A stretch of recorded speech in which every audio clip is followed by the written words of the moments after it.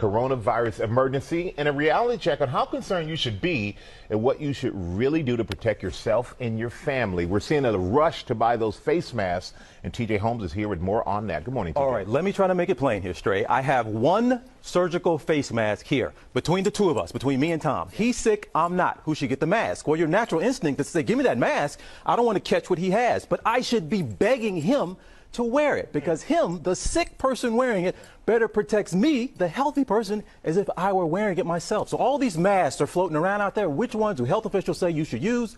None of them. As coronavirus fears sweep the country, many are turning to protective face masks, hoping to keep the germs away. Gwyneth Paltrow, Selena Gomez, and Kate Hudson among those posting pictures of their face coverings while traveling. But not all masks are created equal. And the surgical face masks that many people are turning to for protection from coronavirus likely won't protect you, according to health officials. These types of masks instead are recommended for people who are already sick, because they're designed to prevent a person from spreading germs from sneezing and coughing. But there's another type of mask called an N95 or respirator mask, which the FDA says has a very efficient filtration, keeping out 95% of airborne particles. But health officials only recommend these for healthcare professionals who are in constant contact with sick patients. I think people see a mask and they see an illusion of protection, that if they put the mask on, it'll somehow block viruses from getting into their mouth or nose when they breathe. That's just not the case. Anyone who does not have a respiratory illness, meaning a cough or a sneezing, should not be wearing any type of mask, whether it's a surgical mask or a respirator. But that hasn't stopped the public from buying up masks. Stores and websites sold out. ABC News gaining exclusive access inside this 3M factory in South Dakota, where they're working around the clock to meet demand. Amazon even reportedly warning third-party retailers that are taking advantage of this mask hysteria, raising prices by more than 400%. Health officials are preparing for a potential shortage. The masks should be for the healthcare workers.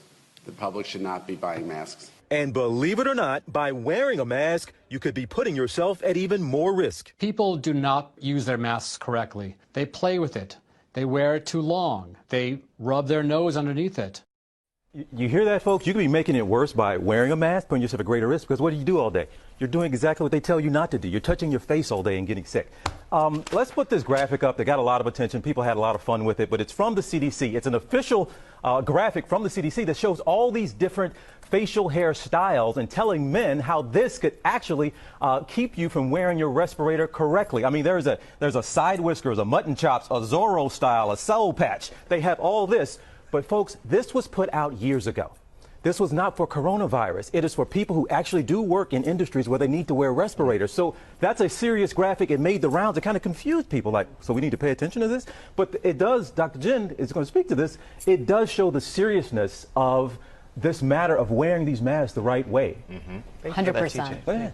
And Dr. Jim, welcome back. And we talked about how sick people should wear the mask, but outside of sick people, there are some others who should be wearing the mask, and who are they? Yeah, so we remember, and Robin, when you had your stem cell transplant, you know, if someone is a transplant patient, they have a weakened immune system, of course, that's going to be individual case-by-case basis, you know, to wear a mask. That is a very small percentage of people, okay? As TJ said, we use surgical masks in hospital settings or even, you know, out in the public on sick people, okay? Viral particles, coronavirus and influenza, to name two, go right through that mask, okay? So if you say, well, then why is it helpful in preventing this way? Because people coughing, sneezing, spewing large particles out into the room, of course that's a barrier, but they can go right in. That's why they're not helpful. What I want to show you guys is these N95 respirators. There are a bunch of different styles. These are what we use in hospital settings for healthcare providers. They have to be measured for your face. I went through this process. It took several attempts, different sizes, different models, to actually find the one that works for me. They have to be put on properly. You see the two elastic bands there. One has to be high on the head, one has to be around the neck. We're seeing people wear these incorrectly. These are not for lay public use. I know it drives you crazy when you see the video and people are wearing them incorrectly. Yeah, and to be clear, Robin, if people really get sick with anything, not just coronavirus, and they can't go to a hospital and have healthy healthcare workers take care of them, we're in a much bigger situation. Something to keep in mind. Yep.